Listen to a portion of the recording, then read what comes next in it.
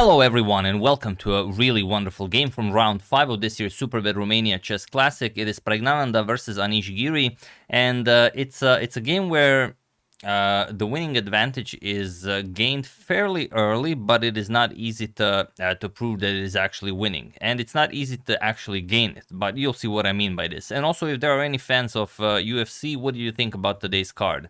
I woke up fairly early, some 4:30 a.m., just in time for the young Giri versus MVP, and I expect a lot more from that fight. But I imagine everyone else did. It was like watching Tal battle Rashid Nejmedinov, and instead of fireworks, you get a nice calm endgame.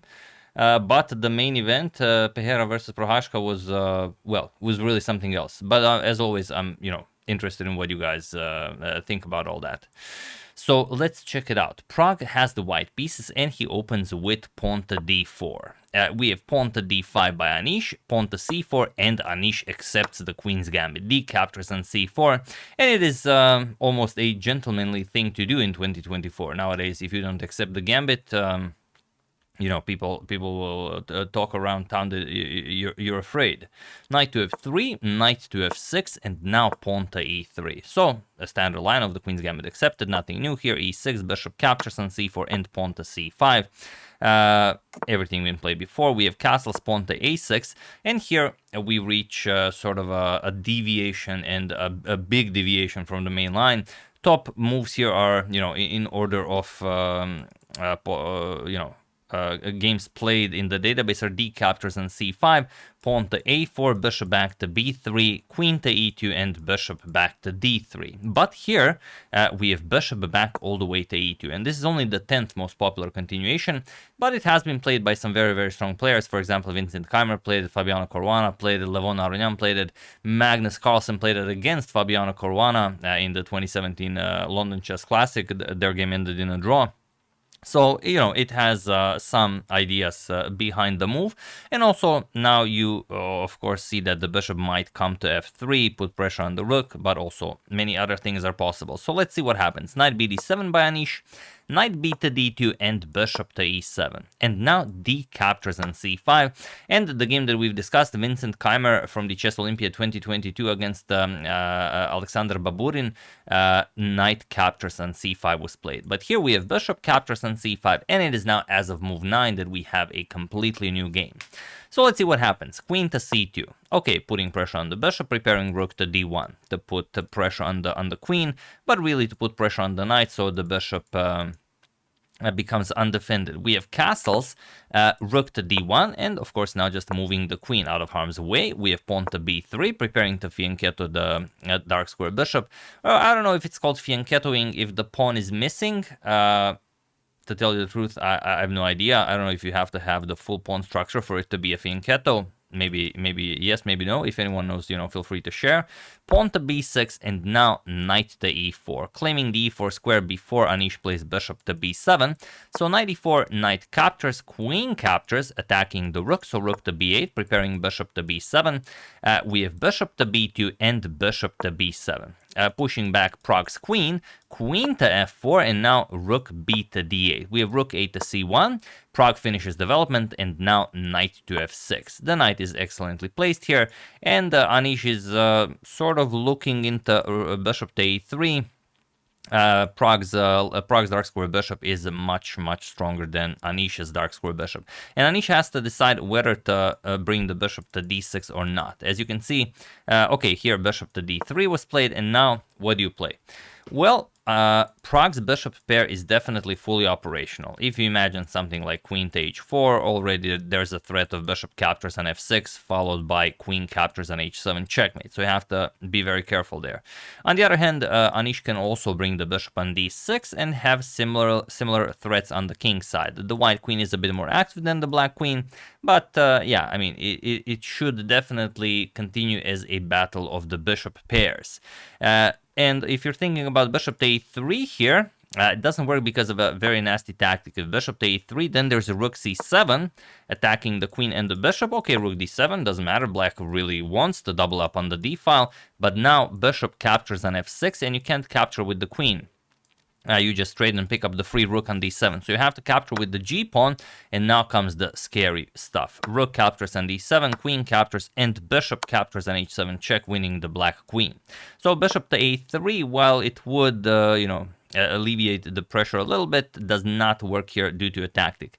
And you should play bishop to d6. That's the move you should play. Or h6 or something like knight h5, go after the white queen, but not the move that Anish played. Anish played rook to d5. He said, okay, I'm just going to double up on the d file. But now there is a problem. Probably you know what I'm talking about, as we've just mentioned it. But, it might be a little bit different now with the rook on d5. But just in case, do you see what Pragg played here? While I give you a couple of seconds. Of course you do, as that's the only move you ever think about, and it's the first move you always check, and that is pawn to b4. I'm pretty sure everyone found it. If you're a subscriber on this channel, pawn to b4, strongest move in this and pretty much every other position. And now the problem is, if you capture, then you get the exact same idea. Bishop captures on f6, g captures, and rook to c7 with all of the same threats. The queen is attacked, the bishop is attacked. If you go back, just captures, bishop captures, off goes the queen. It's exactly the same as if the rook was on d8. So we can't play that. So bishop to d6, Anish says, all right, but what's the problem here? Well, now the problem is queen to h4, and this comes, sorry, not queen to h4.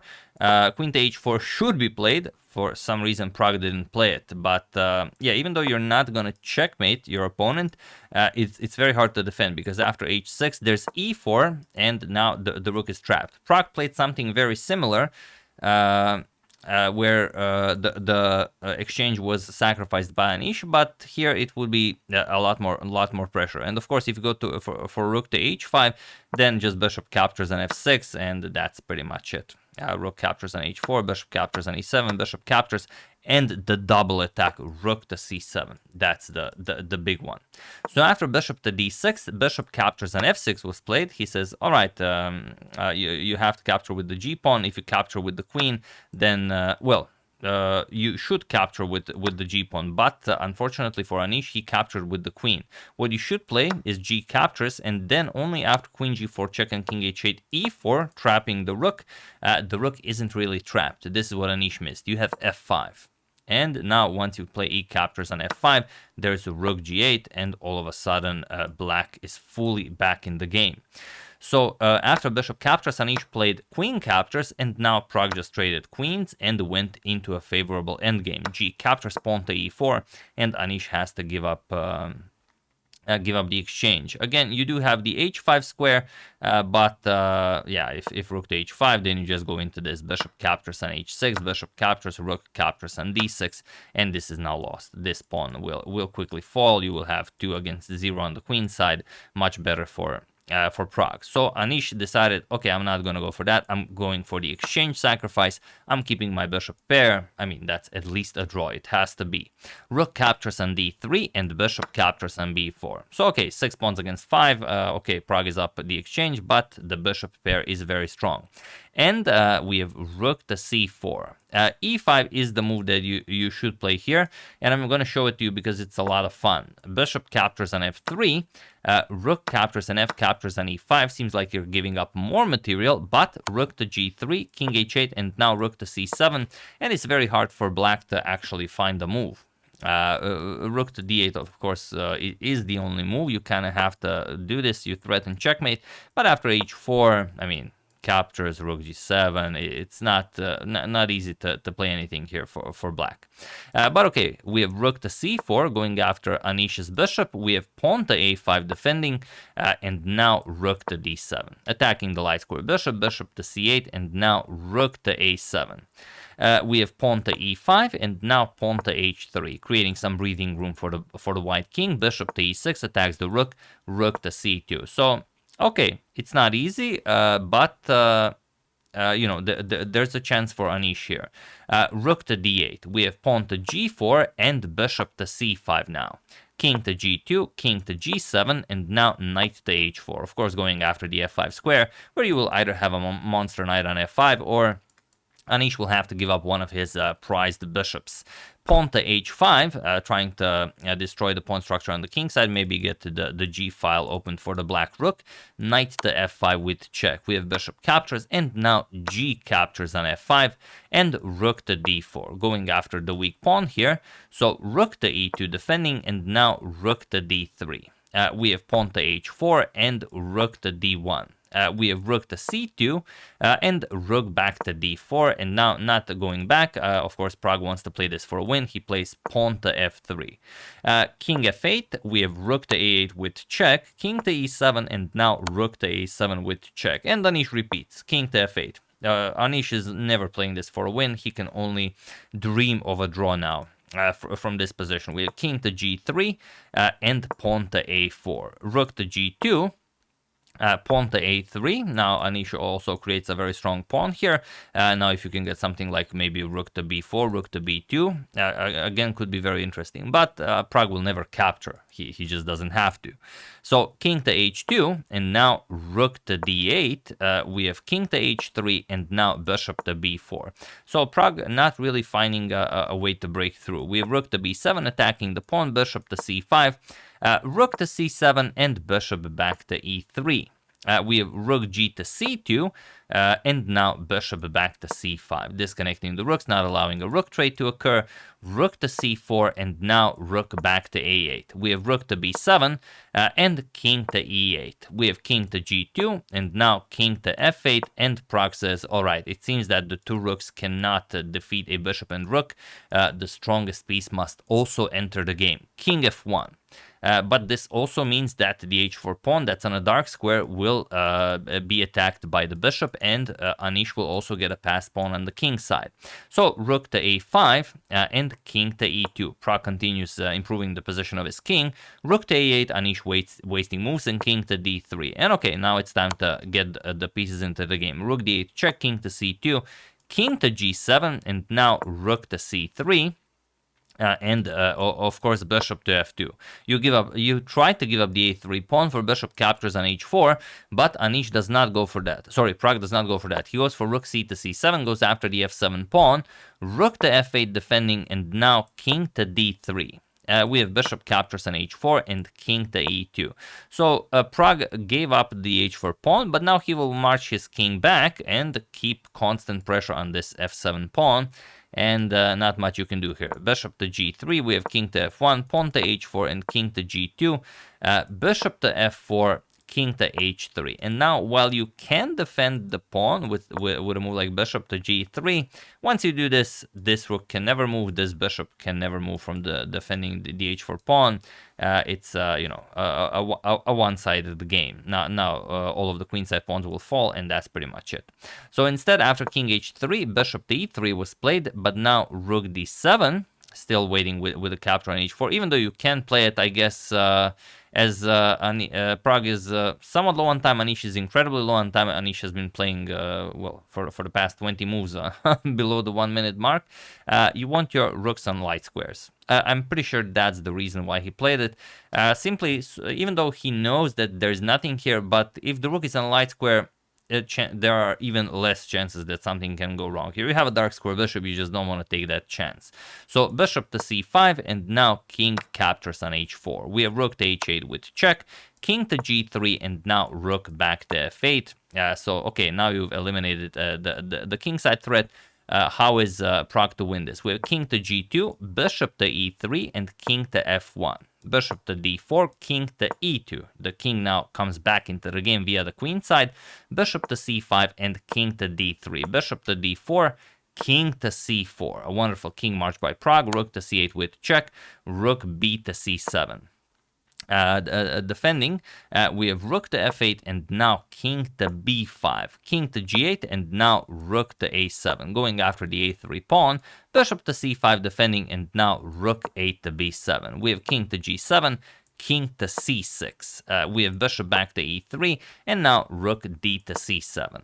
Bishop to d4 and king to d7. The king now joins the attack, fully mounted.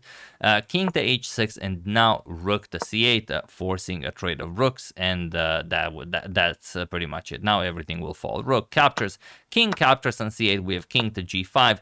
Now king to d7. King to f4. We have king to c6. King captures on f3. King to d5, and he was in this position on move 80 that Anish Giri resigned the game, as there is nothing more to be done here. The game could continue, but the problem is you can never touch this pawn. It's on a light square unless you want to waste 1,000 moves with the king, or 5. Well, there's no way to defend rook captures, and then the f-pawn just becomes a queen. Something like king e2, rook captures on f7, you can play pawn to b5, rook captures on f6, pawn to b4 even, but now rook a6, and there's no passing this.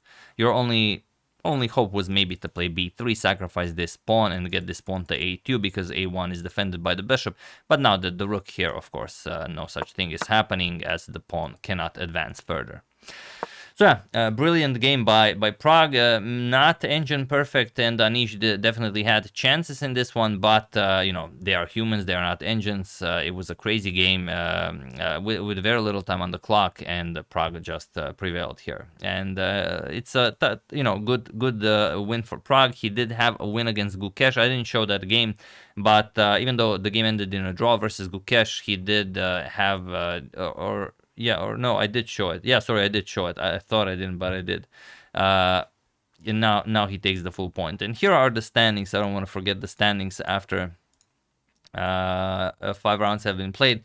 So Fabi with 3 points leading the event. Then we have with 2.5 Pragg and Gukesh. MVL, Yanni Pomnishi, Wesley So, and Alireza Firuja on 2 points. Nodribek Abdusatrov 1.5 points. Anish Giri also 1.5 points. And Bogdan Daniel Deak currently on 1 point. So yeah, that's the game. Hope you guys enjoyed it. I would like to thank Benjamin Nethercott, Marcus Grabel, Samuel Kane, Tamim Hamidi, and James Eugene Cashman for your contribution to my channel. Thank you a lot. I really appreciate it. As usual, you can check 2 of my previous videos here. Thank you for watching, and I will see you soon, continuing the coverage of this wonderful event. So thank you all. I will see you soon, and have an excellent rest of your day.